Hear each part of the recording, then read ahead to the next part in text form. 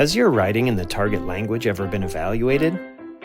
Do phrases like native-like and culturally appropriate seem confusing to you? Have you ever felt stuck in trying to make your writing more similar to the writing of expert speakers? One approach to improving the quality of your writing is to think of one idiomatic expression to incorporate as you write. If you haven't heard of them before, idiomatic expressions are phrases that are commonly understood to have one meaning among a community of speakers that is typically distinct from their literal meaning. An example in English is, "It's raining cats and dogs," a phrase that most English speakers in the United States understand to mean, "It's raining really hard."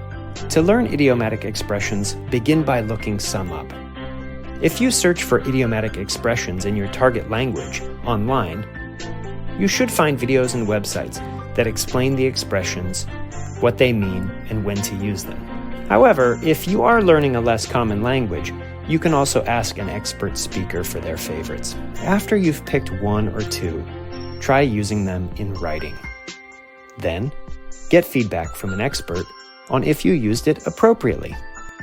After that, congratulate yourself on a job well done.